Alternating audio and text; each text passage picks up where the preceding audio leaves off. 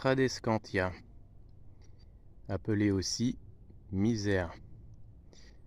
Ce sont des plantes vivaces, assez robustes, qui ont des souches assez puissantes, avec beaucoup de réserve. Elles sont vraiment très herbacées. Les tiges sont pleines d'eau, elles sont très molles, jamais ligneuses. Ce sont des plantes originaires du Mexique. Celle-ci est une variété vivace. Pour jardin, on trouve aussi de nombreuses variétés pour l'intérieur de la maison, puisque certaines sont cultivées pour être des plantes d'intérieur.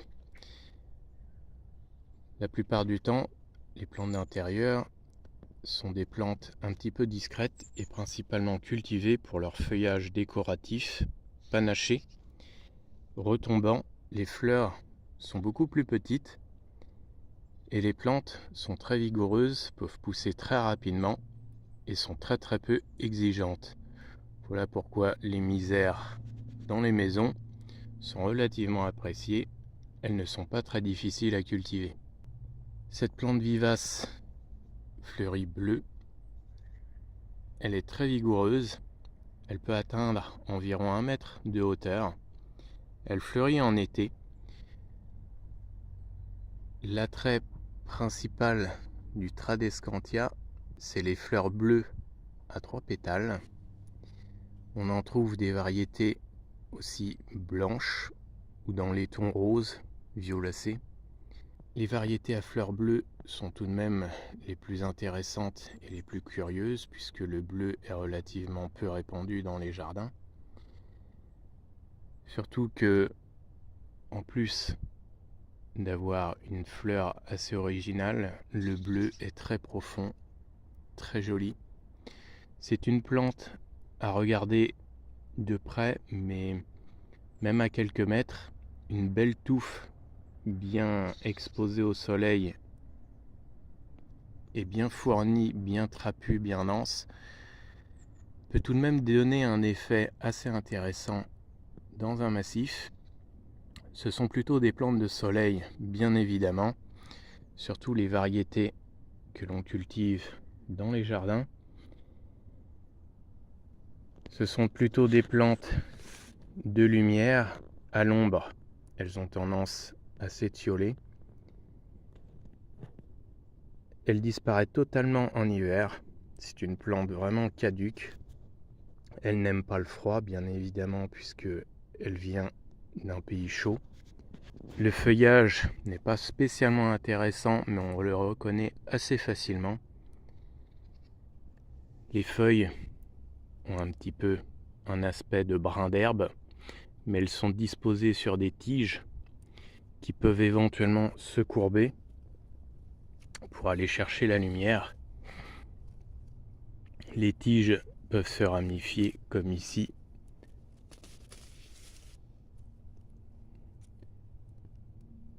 On voit que la tige se ramifie par endroits.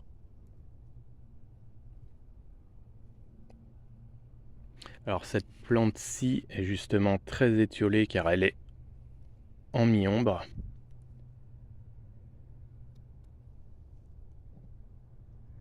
Mais la touffe peut être beaucoup plus dense, beaucoup plus compacte. Les misères d'intérieur ont tendance à se ressemer assez facilement. Par contre, les variétés de jardin qui sont très résistantes au gel ne se ressèment pas vraiment. Ce n'est pas une plante envahissante. Il est très difficile de trouver des semis. J'en ai peut-être déjà constaté un ou deux. Mais on ne peut pas dire que ce soit une plante qui se ressème.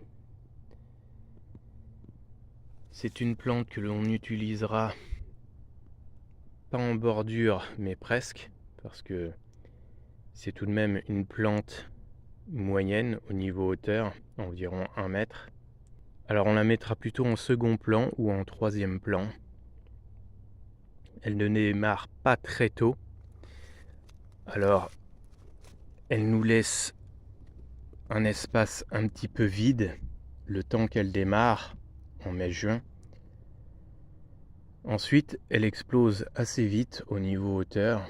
La croissance est assez rapide. Dès que la plante sent un petit peu de chaleur, elle peut pousser très vite. Elle est assez résistante dans l'ensemble, il n'y a pas trop de soucis. Même si on peut constater quelques petits dégâts sur les feuilles, peut-être des chenilles ou des limaces. Mais en général, c'est une plante qui n'a pas vraiment de prédateurs. Elle est relativement facile à cultiver, même dans les jardins, à condition de lui offrir un emplacement ensoleillé, puisque les Tradescantia de jardin n'apprécient pas vraiment l'ombre. Contrairement aux misères que l'on trouve pour cultiver en plantes d'intérieur, qui elles sont tout à fait sans exigence, même si en général elles auront tendance à pousser un peu vers la lumière. Alors ces plantes peuvent donner aussi beaucoup d'effets. On voit un bouquet de 2 fleurs ouvertes et on voit un bouquet de fleurs plus ou moins fanées et aussi des petites fleurs qui pointent un petit peu le bout de leur nez. Alors la fleur dure seulement quelques jours, mais la floraison de la plante dure plusieurs mois. Elle commence à fleurir en juillet et ça remonte à peu près jusqu'au gelée. La plante ne demande pas d'entretien particulier, pas vraiment de taille à effectuer. Elle disparaît toute seule avec les gelées puisque le feuillage est très sensible au gel. Les tiges sont très fines. Elles mesurent moins d'1 centimètre de diamètre et elles sont gorgées d'eau. Alors une fois qu'elles ont pris le gel, en général, tout est détruit. Et c'est une plante qui disparaît assez rapidement. Pas obligé de la tailler, elle ne demande pas d'entretien particulier, ni arrosage, puisque c'est une plante qui a énormément de réserve. Elle ne supporte pas spécialement les sols trop secs en été. Elle se mettra éventuellement en repos végétatif. Par contre, les plantes cultivées en intérieur, elles, sont très peu exigeantes. Elles font beaucoup de réserves. Elles peuvent supporter de très longues périodes sans eau. Elles ont tendance aussi à émettre des racines très facilement et à se marcotter très facilement. Par contre, les variétés de jardin sont un petit peu plus délicates et demandent tout de même un minimum d'eau dans le sol pour pouvoir fleurir et aussi pour pouvoir prendre un petit peu de hauteur. On les associera en fonction de la couleur choisie, mais quand on choisit les tons bleus, on peut associer avec du blanc, du feuillage panaché, éventuellement des fleurs jaunes.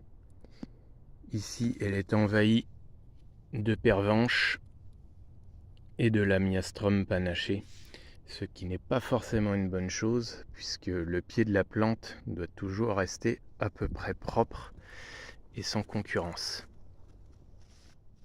Le Tradescantia fluminensis. Alors c'est une misère. On l'appelle misère parce que quelque part on peut dire que ça pousse dans un sol un peu miséreux. C'est pas très compliqué. En général, elles font de l'effet en suspension parce que c'est une plante qui retombe assez facilement. Ici, on peut apercevoir quelques fleurs. Alors les fleurs sont toutes petites, tout comme les espèces de jardin. Elles ont 3 pétales. Les fleurs sont vraiment petites. La mise au point n'est pas évidente.